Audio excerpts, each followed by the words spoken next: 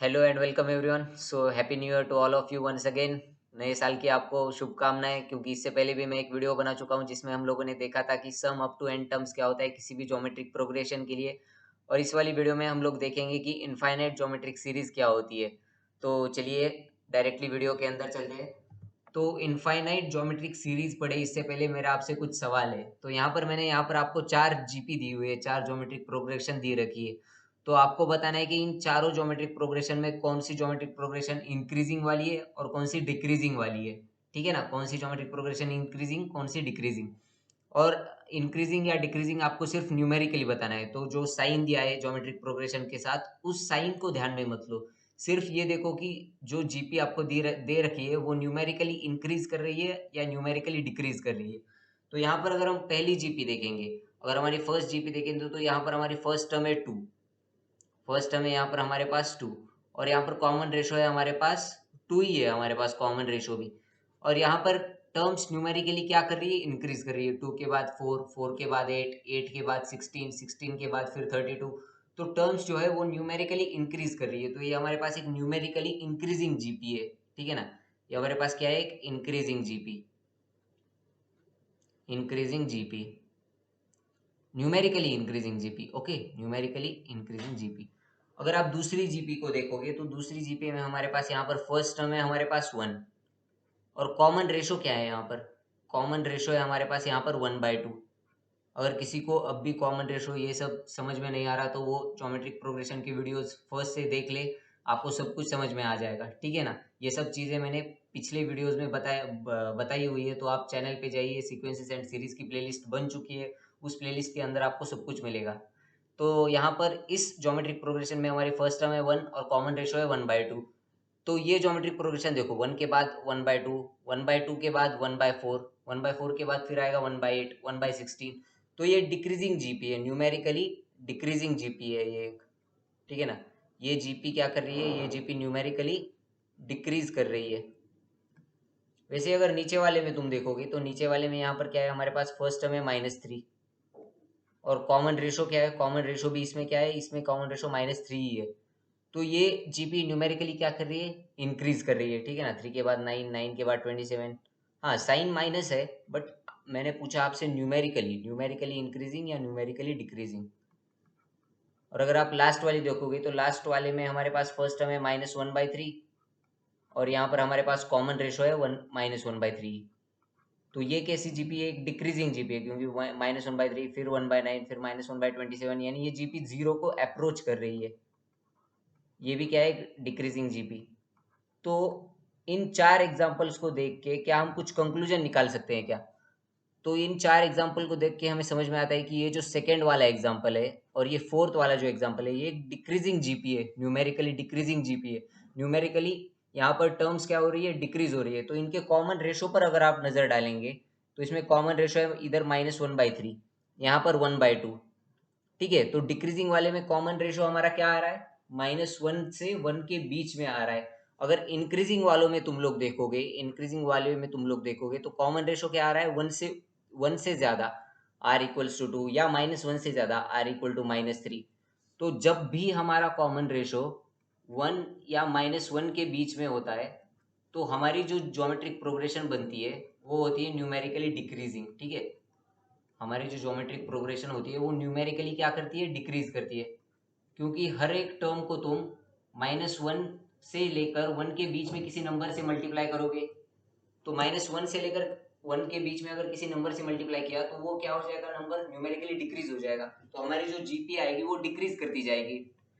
और अगर तुम्हारा आर जो है, कॉमन रेशो जो है तुम्हारा, वो कॉमन रेशो अगर तुम्हारा 1 मतलब -1 से छोटा या 1 से बड़ा है तो तुम्हारी जो जीपी आएगी वो क्या आएगी, न्यूमेरिकली इंक्रीजिंग आएगी। ठीक है ना, न्यूमेरिकली इंक्रीजिंग।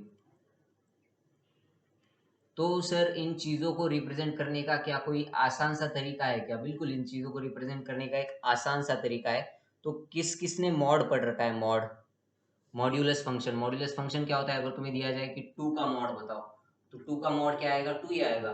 तुम्हें अगर बोला जाए -2 का मॉड बताओ तो -2 का मॉड क्या आएगा, -2 का मॉड 2 आएगा। तो मॉड बेसिकली नेगेटिव चीजों को पॉजिटिव बना देता है। तो सबने मॉड तो पढ़ ही रखा होगा, सबको जानकारी तो होगी कि मॉड क्या करता है बेसिकली।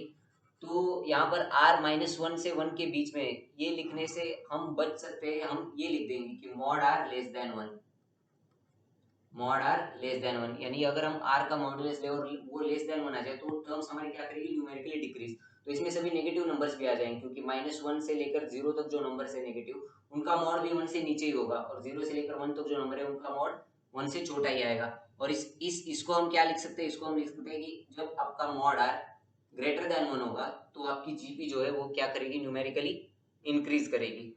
तो numerically increasing numerically decreasing GP पढ़ने के बाद हम अभी पढ़ लेते हैं कि इनफाइनाइट ज्योमेट्रिक प्रोग्रेशन क्या होता है। तो देखो, इनफाइनाइट ज्योमेट्रिक प्रोग्रेशन, ठीक है ना, या इनफाइनाइट ज्योमेट्रिक सीरीज। तो if for a GP the common ratio r lies between -1 and 1, मतलब किसी भी ज्योमेट्रिक प्रोग्रेशन के लिए अगर उसका कॉमन रेशो जो है आर, वो अगर -1 से लेकर 1 के बीच में लाई करता है, दैट इज आर अगर -1 से लेकर 1 के बीच में लाई करता है, तो उसको हम क्या बोलते हैं, it is called as decreasing geometric progression, उसको बोला जाता है decreasing geometric series. The sum of the infinite terms of such a sequence is called infinite geometric series. किसी भी ज्योमेट्रिक प्रोग्रेशन के लिए अगर उसका कॉमन रेशो जो है वो -1 से लेकर 1 के बीच में लाई करता है, तो उसको हम क्या बोलते हैं, डिक्रीजिंग ज्योमेट्रिक सीरीज। और उसकी उस सीरीज की जो टर्म्स है, उन टर्म्स की सम को हम क्या बोलेंगे, इनफाइनाइट ज्योमेट्रिक सीरीज। जैसे कि एग्जांपल देखो, एग्जांपल यहाँ पर तुम्हारे पास है 1 2 4 8, ठीक है। तो यहाँ इस एग्जांपल में अगर तुम लोग देखोगे तो इस एग्जांपल में हमारे पास क्या है, r इक्वल्स टू क्या है, 2 है r। तो हमारे पास यहाँ पर R2 है, तो ये क्या है, ये डिक्रीजिंग ज्योमेट्रिक सीरीज नहीं है, ठीक है, not decreasing geometric series, not decreasing geometric series. तो अगर सीरीज डिक्रीजिंग नहीं है तो क्या तुम इनफाइनाइट तक सम निकाल सकते हो क्या? बिल्कुल नहीं निकाल सकते तुम, क्योंकि अगर तुम इनफाइनाइट तक सम निकालने जाओगे तो इसका सम इन्फिनिटी तक इन्फिनिटी आएगा, 1 के बाद 2, 2 के बाद 4, 4 के बाद 8, 8 के बाद 16, यानी कि इसकी टर्म्स बढ़ती ही जा रही है। तो अगर तुम इनफाइनाइट तक जाओगे तो इसकी टर्म्स तब तक इनफाइनाइट, इसकी इनफाइनाइट वाली टर्म भी इनफाइनाइट तक जा चुकी होगी। तो एस इन्फिनिटी, जो इंक्रीजिंग सीक्वेंसेस होते हैं उनका जो एस इन्फिनिटी होता है वो इन्फिनिटी के बराबर ही होता है, ठीक है ना। जो हमारे पास डिक्रीज जो इंक्रीजिंग सीक्वेंसेस होते हैं, जैसे 1 2 4 8 हो गया, या -1 2 -4 8, इनका हम डिटरमाइन नहीं कर सकते इन्फिनिटी तक का सम। उनका इन्फिनिटी तक का सम इन्फिनिटी हो जाएगा या नॉट डिफाइन हो जाएगा। बट अगर हमारे पास कोई ऐसा सीक्वेंस है जैसे कि नीचे वाला, यहाँ पर हमारे पास कॉमन रेशो क्या है, 1/2। तो हमारा कॉमन रेशो 1 से लेकर -1 से लेकर 1 के बीच में लाई करता है, बिल्कुल लाई करता है -1 से लेकर 1 के बीच तक। तो ये क्या है हमारा, ये हमारा है इनफाइनाइट ज्योमेट्रिक सीक्वेंस, ठीक है ना। ये हमारे पास एक है इनफाइनाइट ज्योमेट्रिक सीक्वेंस, क्योंकि यहाँ पर जो कॉमन रेशो है हमारा, कॉमन रेशो लाई करता है -1 से लेकर 1 के बीच में। और ऐसे सीक्वेंस का जिसका कॉमन रेशो लाई करता है -1 से लेकर 1 के बीच में, उसका इन्फिनिटी तक का सम हम निकाल सकते हैं, ठीक है ना। तो हम सर कैसे निकालेंगे हम उसका इन्फिनिटी तक का सम? बताएगा बताएगा मैं बताएगा, सब कुछ बताएगा सब कुछ बता देंगे हम लोग, ठीक है ना, चिंता नहीं करनी। अभी ये समझ लो कि जो डिक्रीजिंग सीक्वेंस नहीं होते उनका इन्फिनिटी तक का सम हम नहीं बता सकते, बट जो सीक्वेंस डिक्रीजिंग होते हैं उनका इन्फिनिटी तक का सम हम बता सकते हैं। तो सर कैसे पहचानेंगे कौन से सीक्वेंस डिक्रीजिंग है? तो कौन से सीक्वेंस डिक्रीजिंग होंगे, जिनका कॉमन रेशो -1 से लेकर 1 के बीच में लाई करेगा, वो सीक्वेंस हो गए डिक्रीजिंग ज्योमेट्रिक सीक्वेंस, ठीक है ना। तो अभी देखते हैं कि कैसे हम फाइंड कर सकते हैं sum of infinite terms of a GP.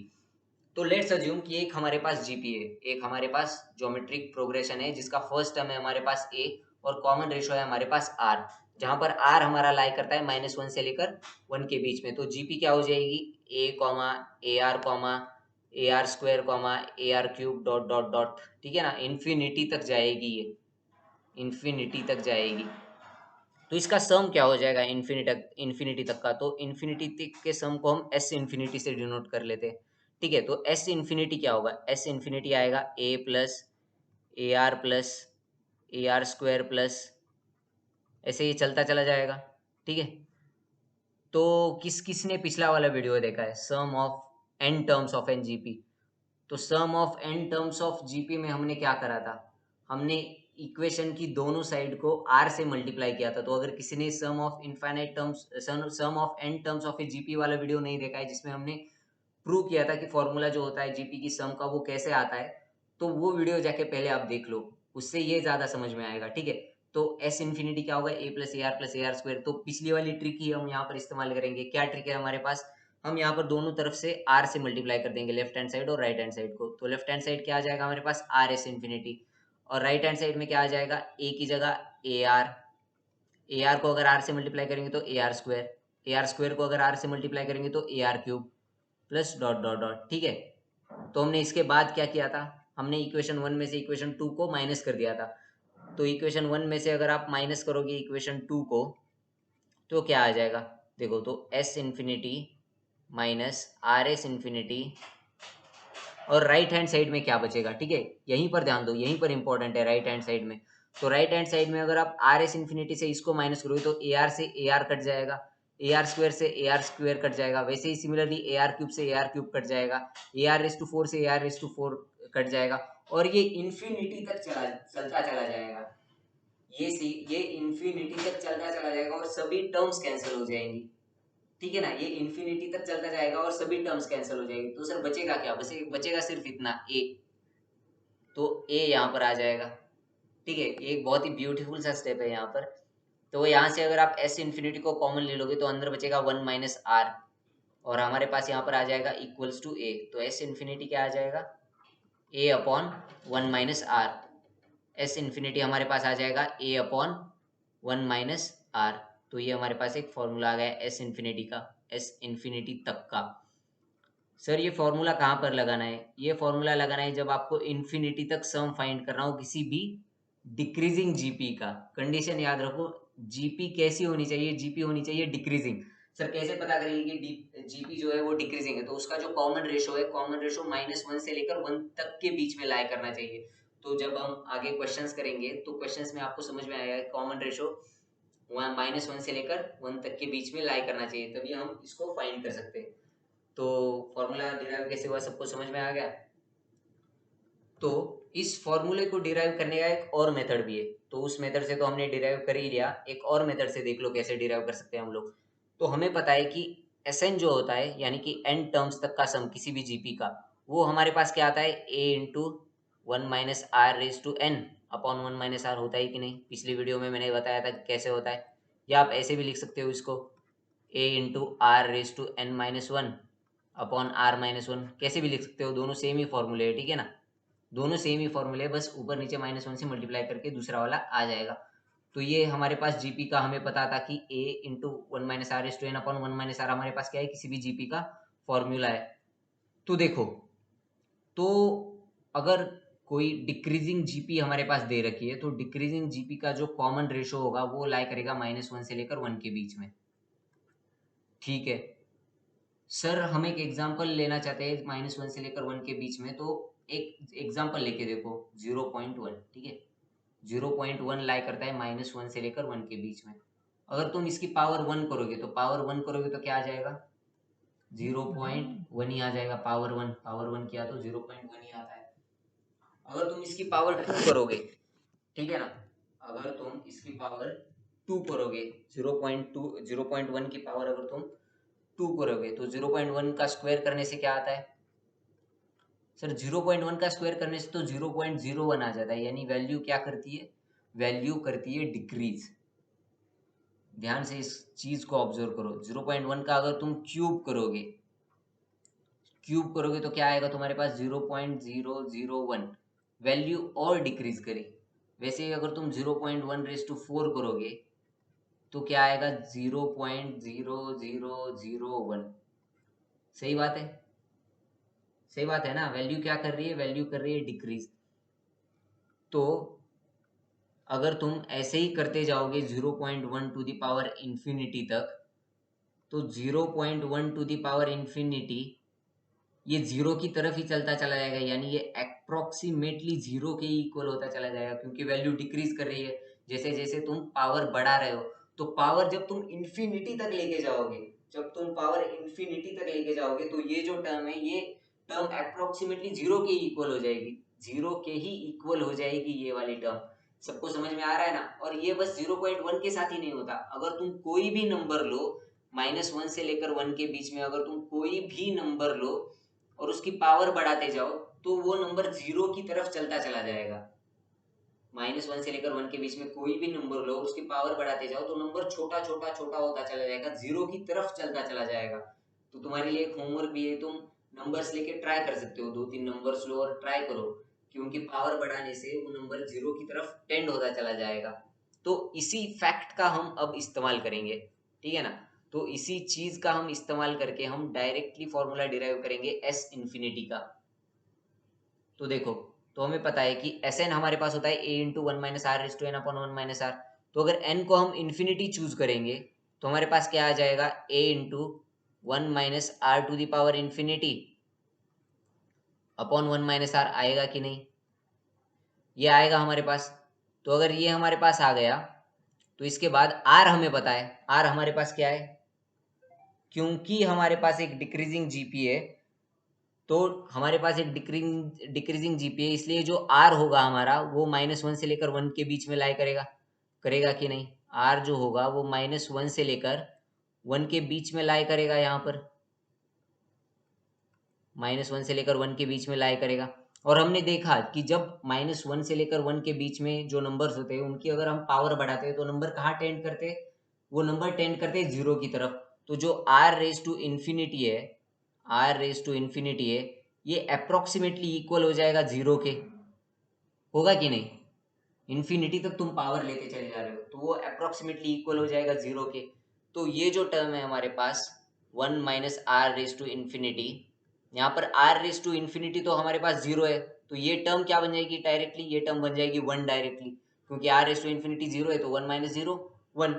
तो एस इन्फिनिटी क्या आ जाएगा डायरेक्टली हमारे पास, यहाँ से एस इन्फिनिटी आ जाएगा A into 1 minus are raise to infinity तो 1 हो जाएगा अपॉन नीचे बचा हुआ 1 माइनस आर। तो डायरेक्टली भी तुम डिराइव कर सकते हो एस इन्फिनिटी का फॉर्मूला। तो मैंने दो तरीकों से तुम्हें करके बताया एस इन्फिनिटी कैसे तुम डिराइव कर सकते हो, इन्फिनिटी तक की सम का फॉर्मूला तुम कैसे डिराइव कर सकते हो, ये मैंने तुम्हें दो तरीकों से बताया। तो अभी याद हो गया ना फॉर्मूला क्या होता है एस इन्फिनिटी का, ए अपॉन वन माइनस आर, जहां पर आर हमारे पास क्या है, कॉमन रेशो, जो कि लाई करता है -1 से लेकर 1 के बीच में, और ए क्या है हमारे पास, फर्स्ट टर्म किसी भी जीपी का। तो इतना सब कुछ पढ़ लेने के बाद अब हम चलते हैं कुछ एग्जाम्पल की तरफ, जिससे आपको ये कॉन्सेप्ट और ज्यादा समझ में आएगा, ठीक है ना।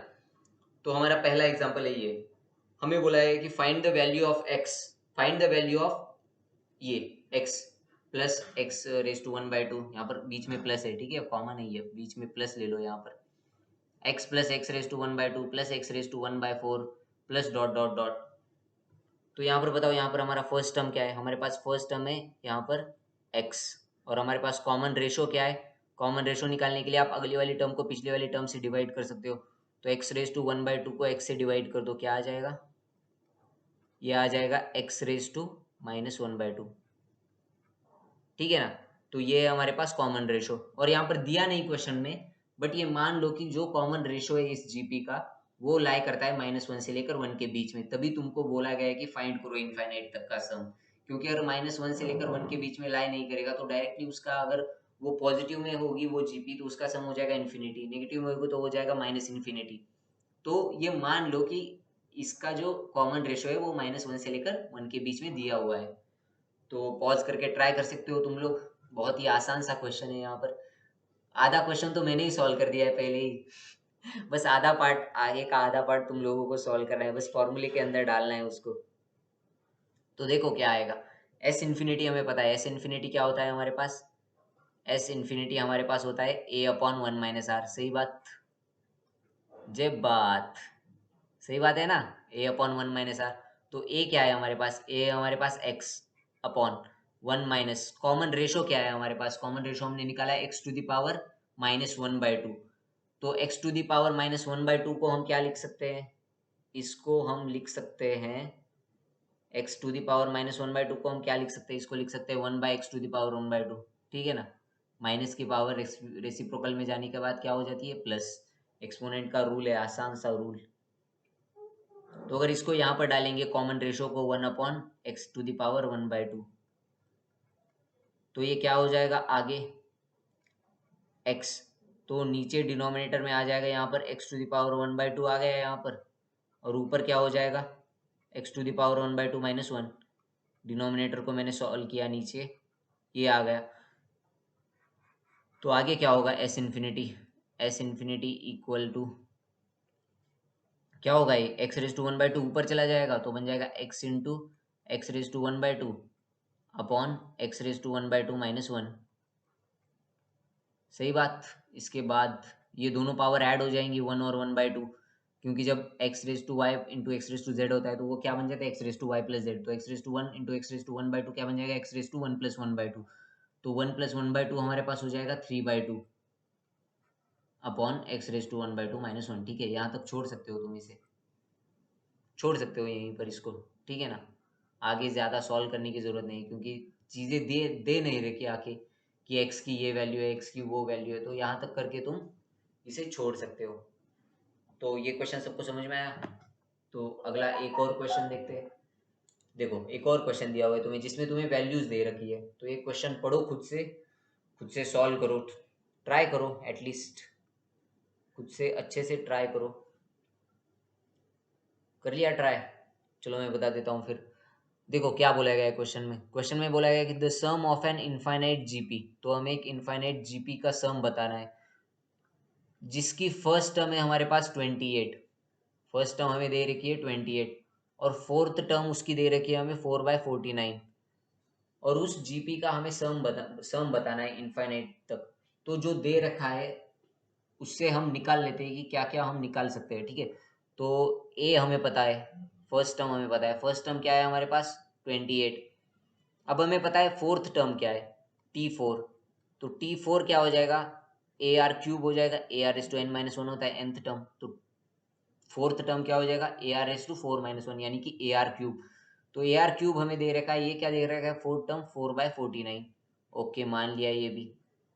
तो इसमें हमें ए की वैल्यू पता है, तो ए की वैल्यू यहाँ पर अगर हम पुट कर देंगे तो ए की वैल्यू क्या है हमारे पास 28 इंटू R³ इक्वल टू 4/49। तो R³ इक्वल टू क्या हो जाएगा, ये 28 नीचे डिनोमिनेटर में चला जाएगा, तो ये 4 और 4 से ये 7 टाइम्स चला जाएगा। तो R³ इक्वल टू क्या होगा R³ equal to R³ equal to क्या होगा 1/7 इंटू 49। सही है। और 7 इंटू 49 क्या होता है 1/49 होता है 7 का स्क्वायर। तो 1/7 का स्क्वायर अगर इसे लिखोगे 49 को, तो नीचे क्या हो जाएगा 1/7³ बन जाएगा नीचे। अगर 49 को 7 स्क्वायर लिखोगे तो 7⁻1 इंटू 7⁻2 7⁻3। तो R³ इक्वल टू 1/7 का क्यूब। तो इसको होल क्यूब लिख सकते हैं हम, ठीक है। सबको समझ में आ रहा है ना, डायरेक्टली लिख रहा हूँ मैं यहाँ पर, इसको होल क्यूब लिख सकते हैं ना हम। तो R यहाँ से क्या आ जाएगा हमारा 1/7। ओके, जो हमें चाहिए था वो हमें मिल गया, ठीक है। जो हमें चाहिए था वो हमें मिल गया, जो मैंने चाहा सब मुझे मिल गया। मुझे ए भी मिल गया, मुझे कॉमन रेशो भी मिल गया। अब मुझे किसी की ज़रूरत नहीं है ज़िंदगी में, ठीक है। किसी की भी ज़रूरत नहीं है अब ज़िंदगी में। मैं अपने आप से एस इन्फिनिटी निकाल सकता हूँ, क्योंकि मुझे पता है एस इन्फिनिटी का फॉर्मूला होता है A/1 - R। और ए की वैल्यू मुझे दे रखी है 28/1 - R की भी वैल्यू मुझे पता है 1/7। तो ये क्या हो जाएगा मेरे पास, ये हो जाएगा 28 अपॉन, नीचे क्या हो जाएगा डिनोमिनेटर में 7 आ जाएगा, और ऊपर 7 - 1 6 हो जाएगा। तो इसे सॉल्व कर लो। इसे सॉल्व करने के बाद क्या आएगा 28 इंटू ये 6/7 ऊपर जाके 7/6। ओके, तो इसे सॉल्व कर लो। अभी ये 2 से गए जाएगा 3 टाइम्स, ये 2 से जाएगा 14 टाइम्स। सो 14 इंटू 7, 14 इंटू 7 क्या आएगा, आई थिंक 98 है ना, बाई 3। तो यही तुम्हारा आंसर है 98/3 इस क्वेश्चन का। सबको समझ में तो आ रहा है ना क्या कर रहे हैं क्या नहीं कर रहे। सिंपल। अगर कुछ भी समझ में नहीं आ रहा तो simple sir, S infinity A/1 - R। Tension ही खत्म बाकी जिंदगी की। S infinity A/1 - R। But तुमको ऐसा करना नहीं चाहिए, तुमको ऐसे फॉर्मूले रटने नहीं चाहिए, उसको समझने की कोशिश करो, क्योंकि जब तुम समझोगे चीज़ों को तो चीज़ें लंबे समय तक याद रहेंगी, चीज़ों को पढ़ने में मज़ा आएगा, तुम्हारा भी पढ़ाई में से इंटरेस्ट लूज नहीं होगा। नहीं तो ऐसा लगेगा क्यों पढ़ रहे बस एग्जाम के लिए। तो चीज़ों को जब समझोगे तो इंटरेस्ट बरकरार रहेगा, तो समझने की ज़्यादा कोशिश किया करो। तो ये क्वेश्चन तो हो गया सॉल्व, 98/3 आया हमारा आंसर इस क्वेश्चन का। तो एक और क्वेश्चन है हमारे पास आपके लिए। ओके ओके, ये तो आगे चला गया। हाँ, यहाँ पर देखो, मैं क्वेश्चन पढ़ देता हूँ तुम्हारे लिए। क्वेश्चन क्या है हमारे पास? A football is drop from a height of 600 centimetre. Okay, एक फुटबॉल है हमारे पास जो जिसको कि हमने ड्रॉप किया है 600 सेंटीमीटर के हाइट से। Each time it rebounds it rises to 2/3 of the height it has fallen through. तो एक फुटबॉल है, एक फुटबॉल को हमने एक हाइट से ड्रॉप किया, तो ड्रॉप करने के बाद वो फुटबॉल क्या करती है, जिस हाइट से वो फुटबॉल ड्रॉप हुई उसके 2/3 राइज करती है। फिर जितनी हाइट तक गई उसके फिर रिबाउंड करके 2/3 हाइट तक फिर ये करती है। तो आपको निकालना है कि फुटबॉल कितना डिस्टेंस ट्रेवल करेगी before it comes to rest, यानी रेस्ट पर आने तक वो फुटबॉल कितना डिस्टेंस ट्रेवल करेगी। तो मैं इस क्वेश्चन में हिंट बता देता हूँ आप लोगों को, आगे आप लोगों को सॉल्व करना है, ठीक है। तो समझ लो ये मेरे पास है मेरा फुटबॉल, ठीक है, फुटबॉल है ये, और ये है ग्राउंड यहाँ पर। ये क्या है हमारे पास? ग्राउंड। तो फर्स्ट हमें बोला गया है कि फुटबॉल को हमने ड्रॉप किया है 600 सेंटीमीटर से। 600 सेंटीमीटर से हमने क्या किया, फुटबॉल को ड्रॉप किया। तो फुटबॉल क्या करेगी, फुटबॉल बाउंस करेगी बाद में, और बाउंस करने के बाद वो फुटबॉल कहाँ पर आ रही है, वो फुटबॉल आ रही है 2/3 हाइट तक, जहाँ तक वो गई थी उसके 2/3 हाइट तक, यानी कि यहाँ तक आई। तो इस हाइट को अगर तुम h मान लोगे 600 सेंटीमीटर को, तो ये हाइट क्या है तुम्हारे पास? 2/3h। ओके, 2/3h है ये जो हाइट है तुम्हारे पास, ये है तुम्हारे पास 2/3h।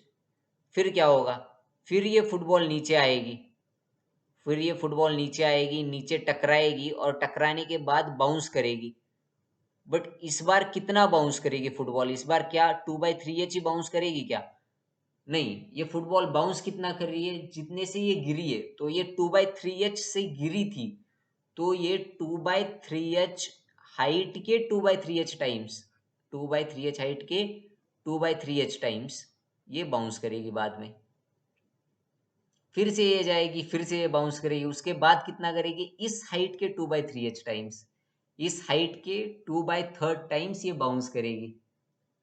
तो समझ में आ रहा है ना, इस हाइट के 2/3, यहाँ पर एच नहीं है, इस हाइट के 2/3 बाउंस किया, उसके बाद ये फिर से जाएगी, कितना बाउंस करेगी, इस हाइट के 2/3 टाइम्स। तो तुम्हारे पास एक जीपी आ जाएगी। जीपी कैसे आ जाएगी, देखो, एच तुम्हारे पास फर्स्ट टर्म आ जाएगा, उसके बाद ये 2/3h राइज की, उसके बाद ये क्या करेगी, 2/3 होल स्क्वायर इंटू एच, उसके बाद 2/3 whole cube into H.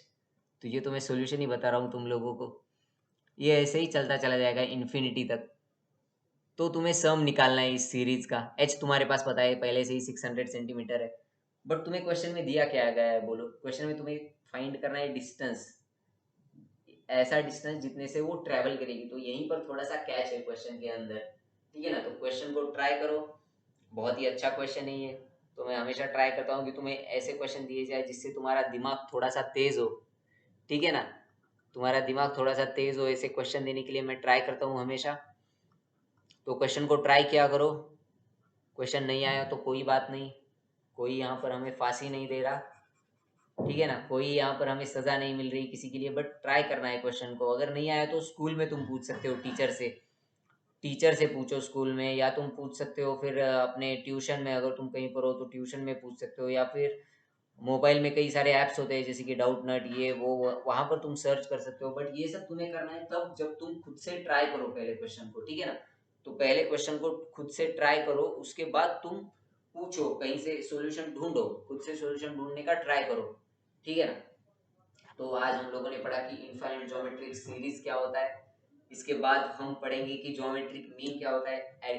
Arithmetic progression जब हम लोग पढ़ रहे थे तो हमने पढ़ा था अरिथमेटिक मीन क्या होता है, वैसे ज्योमेट्रिक प्रोग्रेशन के अंदर हम लोग देखेंगे कि ज्योमेट्रिक मीन क्या होता है।